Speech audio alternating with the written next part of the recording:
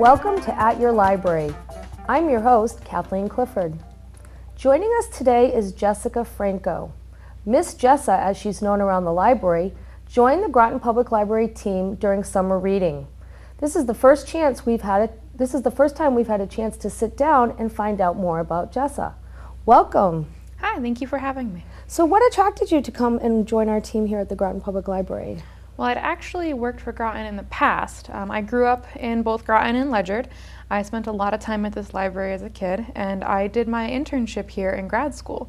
So between working for Parks and Rec, interning here, growing up and being familiar with this library, it really felt like coming home to apply here. Now, I know you work with the teens here in our Teenscape, and teens are always trying to decide what they want to do with their life. When did you know that you wanted to be a librarian? Well, if you ask my mom, I've always wanted to be a librarian since I was a little kid. She says I used to do story times with my stuffed animals. I didn't realize I wanted to be a librarian until high school. I interned for Ledyard High School's School Media Center, and I realized that this was something I really wanted to do. But I didn't know in what capacity. There's a lot you can do as a librarian, so I went to my undergrad and I majored in school media so that I could be a school librarian. And while there, I also worked in an academic library. So I got experience working in elementary and middle school libraries, as well as in the academic collegiate setting. Afterwards, I realized that to really get the kind of job I wanted, I needed my master's degree. So I came home and I went to the University of Rhode Island, and I decided to focus in public libraries, which I think was where I found my fit. But while there, I also interned for the Mashantucket Pequot Museum and Research Center. So I spent about 3 years there working in the Children's Research Center, the archives, the main research library. I did everything from indexing the Pequot Times to doing children's story times. And so with all of these experiences, I realized that the ones I really enjoyed the most were working in the public libraries. So actually, over the course of my very short career, I've worked for 11 different libraries of all different types and styles. And is this your first experience as a teen librarian, or have you done it before? So this is actually my third position working as a teen librarian. I started at the Old Lyme Library at part-time, and then afterwards I got hired at the E.C. Scranton Memorial Library in Madison, Connecticut, which I absolutely enjoyed working at, but it was an hour's commute on 95, which I'm sure we're all aware. Construction, lots of construction. So when the opportunity opened up here at Groton, it was closer to home. It felt like home. I knew everybody. It was just the perfect fit. So I'm really happy to have gotten the job and be working here. It's like coming home. It is like coming home. And the teens have just taken to you right away. So you must speak their language. Do you read teen books? Are they high on your priority list? They're absolutely high on my priority list. I love reading teen books. The young adult literature, I feel like, is bolder. It takes more steps. It talks about things that adult fiction may not necessarily address that is really relevant in kids and teens' lives. So I try to keep up with everything that they're reading, if not even reading ahead of them if possible. I go to a lot of professional development things that give me the advanced readers copies, so sometimes I get really hipster and I've read it before them. But yeah, I definitely read what they read. Well, I always found that sometimes if you're afraid to ask somebody about something you're not aware of, a special topic, it's, I always, my go-to is always a book. And, teens tend to have their, modern technology and all their media, and it's nice that they can come to you and say, I'm really looking for something about this topic, and there are books to read that you can guide them in the right direction. I think that's really important that our teens know that you're here for them. Absolutely. So tell us, who are your favorite authors? So one of my favorite authors is Tamora Pierce. She's an older author. We have everything she's written, but I absolutely adore her because she has these strong female characters that take a step in a direction that in the settings girls aren't allowed to do. So my favorite character is Elena, and she wants to be a knight, and she's not allowed to. Her culture doesn't allow women to become knights, so she switches places with her twin, and she disguises herself as a boy for the first 2 novels so that she can achieve that goal and break through that stereotype and actually change the law in her country. So I really loved her books and the values that she put into it, so much so that while everybody else was reading Harry Potter, I was reading Tamora Pierce, and I actually never finished Harry Potter because I was so distracted by her books. They were that good. That is a really powerful author to overcome Harry Potter, as Right. we know. So Tamara Pierce is an older author. Yep. So if you had to recommend a book that you've read lately, what would be a recent book recommendation for us? I absolutely love Illuminate by Jay Kaufman, I want to say. That's two authors, and I think Jay Kaufman is the only one I can remember right now.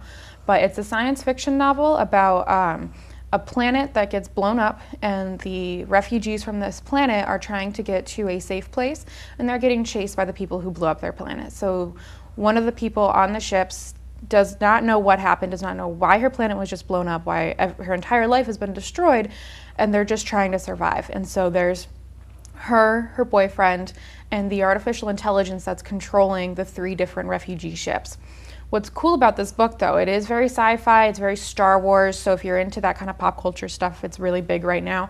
But it's an illuminated manuscript. So you read through the book, and it's written in instant message conversations, diary entries, government documents, so like reports and studies on what happened. So everything's happened in the past, but being an illuminated manuscript, it means it has pictures and designs on the edges of the page. So when the artificial intelligence is talking, it's a black page with white text. During the space battles, the text actually swirls across the page, and you have to turn the book, and there's starbursts and all these different designs to make you have the story told both in the words that you're reading, but in how the page looks as well. So it's a challenge to read. You have to be patient, but you get so much more out of it because of that. And it's actually a trilogy, so if you like it, there's a lot more to come. Excellent. Now, we still have our, reluctant readers, and when they become teenagers, if they haven't been reading all along, it's a little hard to pull them in, and so there's a lot of programs and things that you offer here in the Teen Room for kids that are not necessarily readers. So when we come back after our short break, we're going to talk about the programs here in Teenscape and what's coming up for the next year.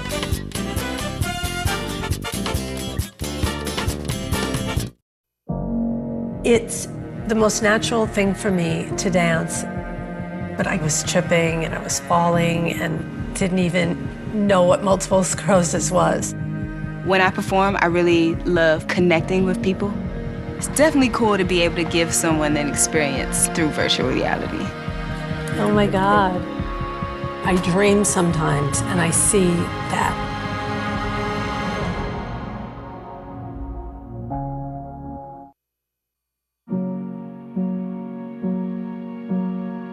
You're going to need me. You're going to need us. All of us.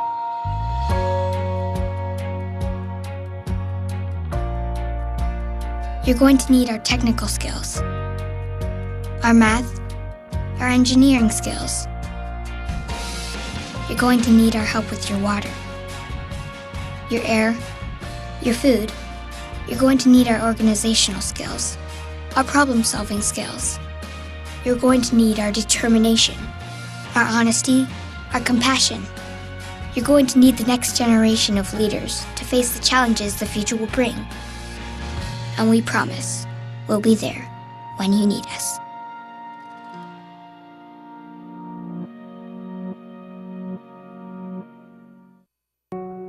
We've all seen stories of conflict that ended with peace. We've seen stories of hunger end in abundance. We see stories of fear, despair, and poverty, but they can end with courage, hope, and love. With you. Be a part of writing a story that's greater than poverty. Learn how at worldvision.org.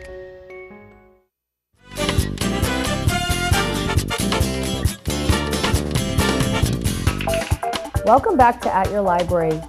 Joining us today is our guest, Jessica Franco, known as Miss Jessa here in the Teenscape at the Groton Public Library. Thank you for coming back. So Teenscape is a safe haven for our teenagers here at the library to come. And we talked a little bit before the break about the non-readers and other programs that you offer. So let's talk about programs that are ongoing, things that are monthly or always going on. Absolutely. So I try to have a few different programs that are monthly and that are predictable scheduling wise. So one thing that happens every single Thursday, the time will vary based on what time of year it is, since I know the teens typically have to be home before dark, but it's our gaming club. So we've actually partnered with our local GameStop. And what happens is every week we feature a new game, whether it's a board game, computer game, video game on our Xbox One. We have something for them to try, and it's always something different. So they can try a strategy game where they have to work together to save the world from diseases, or it might be a Minecraft where they have to work together to build something, but it's always something different. So each week we feature a new game, and the kids are given an opportunity to try the new game, but they can also play some of their favorites. And at the end of every session, I ask them to write a review for GameStop. So there's a binder of reviews at our local GameStop that you can reference if you're shopping for somebody and you need to know what's popular, what's good. You can check and see what the teens at the library think about the various video games that are coming out. So it's a way for them to socialize, work on competitive competition, sportsmanship, but also get some writing skills down as they write about what they're truly passionate about. So that's every Thursday. We also have on the first Wednesday of the month our Teen Leadership Council. This is an opportunity for those teens that are looking to build their resumes can come in and we talk about the teen department. It's my way of keeping in touch with teens and what they're interested in. They tell me exactly what they want out of our Teenscape, what kind of programs they're looking for, what kind of books and materials. In turn, they help me plan programs and they get volunteer hours for it. We also plan different volunteer opportunities. So they also, every single meeting, they will vote and decide on one material to purchase for the library. So it's their book, their movie, their game, they decide, and then I just make sure it's in my cart when I purchase. So that way they are completely invested in this Teenscape because they are helping to build it. So that's every Wednesday at the first Wednesday of the month at 3:30 is the Teen Leadership Council. We also have our Teen Art Studio. So that meets the second Wednesday of the month, and we feature a different art style or skill. So I'll have something here that's not your typical cut and paste craft from when you were a kid. It's going to have something a little bit more mature, a little bit more sophisticated. And so they get to come in and they get to try these new things that they might see on Pinterest or in their art classes, and they want to try again in more detail. So we've done in the past string art where you use push pins and you can use the string to make different designs, very geometric, and it takes a lot of fine motor skills to get the string to do exactly what you want with it. We've also done comics. We made fingerprint comics where the fingerprints were the characters, and we had to understand exactly how you told an entire story over the course of 4 panels or 3 panels. So that's Teen Art Studio. And then we have, what I'm most excited about is teen themes. So this is where, as we had talked about, your non-readers, your reluctant readers, we have a media club. And so every month we have a different theme, and you just have to read, play, watch, listen to something that has to do with that theme. So you can bring a movie, a TV show, a band, a video game, or a book, and you just have to come in and be prepared to talk about the theme of the month in relation to that media. So what we'll do is, say we had September was fantasy themed. So we talked about why fantasy is important, what makes it fantasy, why would somebody want to do something that was fantasy themed. And then afterwards we played a game called Speed Summary where everybody tried to convince the other one to do their media. So it's really cool because it's accessible for everyone. You don't have to be a big reader, you don't have to be a big gamer. It's whatever you're interested in, you can still come and talk about it, and it's a way to discuss what's actually important about this media, the themes and the lessons behind it, not necessarily the reading level or the form that it's coming in. And we failed to mention, so Teenscape is this special place for the teenagers to be. Yes. What ages are welcome here? So it's grades 6 through 12, and I know that can get a little fuzzy in the summers, so it's entering 6 through 12. So it's our way of making sure that this is a safe place for that age group, for them to talk about what's important in their lives, things that they're seeing in the schools, that they may not necessarily have anyone else to talk about. And so by having this grades 6 through 12, it is strictly for them. Anytime an adult comes into this space, I always ask whether or not they're being escorted by a teen, because I do want parents to come in and find their teens and be with them if they need help with their homework. But at the same time, I can't just have random adults come in and use this space. There's a designated space in the library for children, for adults, and for teens. So we keep this pretty strictly for teens. Well, and I think it's really important that the teens have a place where they don't have to be with their little brothers or sisters, or they have a place for the computers where they can be with their friends and, you know, not have to sit next to mom or dad. It allows them more independence, more choice, and it's a safe place to have that independence because there's not much risk here of getting into trouble. So it's a good way for them to test that independence and see what they're capable of without parents worrying about it. And another thing that we should talk about is your programs are all inclusive. Yes. Now, not everybody knows what that means, so let's share that. So by calling the programs inclusive, I'm actually bringing it back to what they call an inclusive classroom. So in the school system, an inclusive classroom is one where teens or students with disabilities are welcome in the classroom, they are fully integrated and participate as well. Accommodations can be made to make it equitable access so that everybody can do whatever the project is or assignment. So I'm taking that idea of an inclusive classroom and I'm applying it to these programs as well.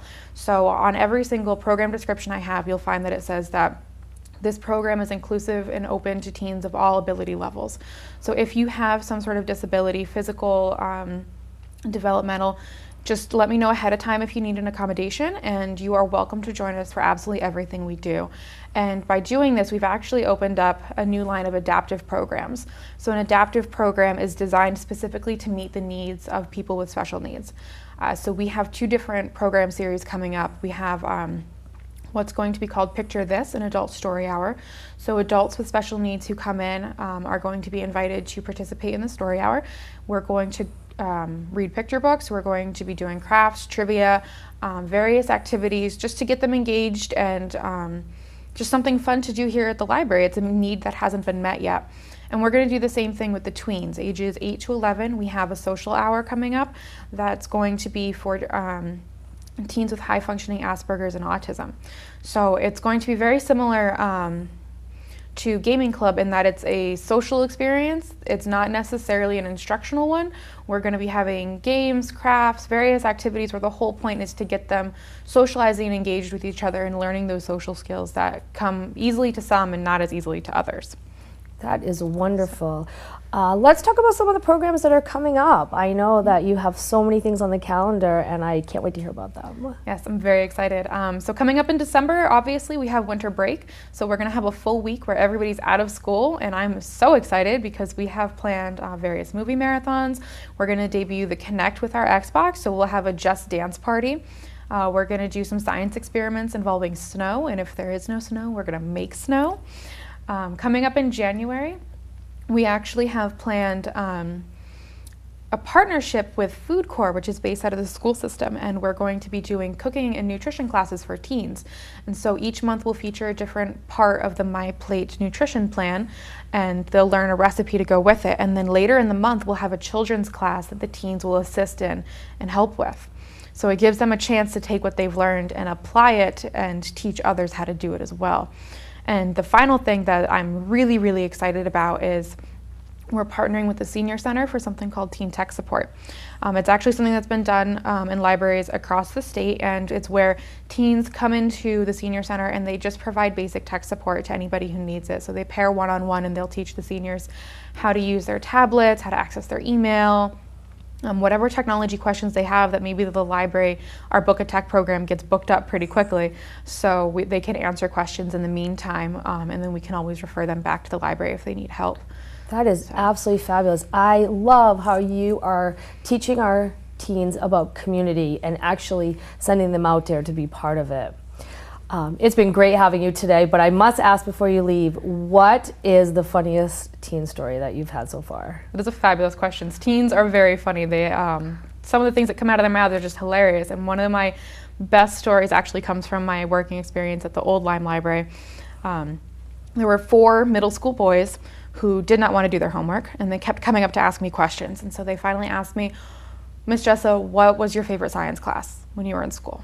And well, I had to be completely honest, I took a forensic science class that I absolutely loved. We learned about blood splatter analysis, fingerprinting, and body farms. And so I explained what a body farm was, that it was a place where they used cadavers to stage murders, to compare the decay so that they could figure out time of death in actual murders. And it completely grossed all of them out, which is fabulous because it's really hard to gross out a middle school boy. So they decided they wanted to talk about something less gross, and they asked me where babies come from. And I said, well, you're gonna have to check the nonfiction section. So they looked at me with wide eyes like, oh my gosh, you have books on that here? And I said, yeah, nonfiction, go find them. So I walked away. They went over to the nonfiction section and started browsing. About 15 minutes later, I decided to check on them. And all 4 boys are sitting on the same bean bag. I've got one boy reading the Encyclopedia of Drugs. I've got another boy reading a book on terrorism, another one reading one on eating disorders, and the final one reading the girls' period book. And so when I come over, they all look up and they each ask me a question. And the first one, Miss Jessa, did you know there was marijuana in this book? And I was like, yep, that makes sense. It's the drug encyclopedia. The other one, Miss Jessa, have you heard about 9/11? Like, yes, I have. Miss Jessa, did you know bulimia is a real thing? And I was like, yes, I did. And finally, Miss Jessa, what are sanitary napkins? I was like, I'm so sorry, I can't answer that one right now. You're gonna have to keep reading. And so afterwards, they kept coming back to the nonfiction section for about a week, picking out different books and just reading about all these different topics that I don't think they knew they could read about at the library. And at one point, a couple girls came up to me while I was sitting at the desk, and they're like, are you her? And I'm like, what do you mean? And they said, are you the librarian that can kill people and get away with it? I was like, what? The boys had told all of their friends about the forensic science class I had taken. And it's all stuff you can learn in Law and Order. I mean, it's not anything special, but they had spread it around, and so I had this reputation as the librarian who could kill people and get away with it. So it was absolutely hysterical. They were a complete riot to work with. Oh, that is wonderful. Thank you so much for being with us today and telling us about Teenscape. For more on our events coming up, please check out our newsletter, and thank you for checking in.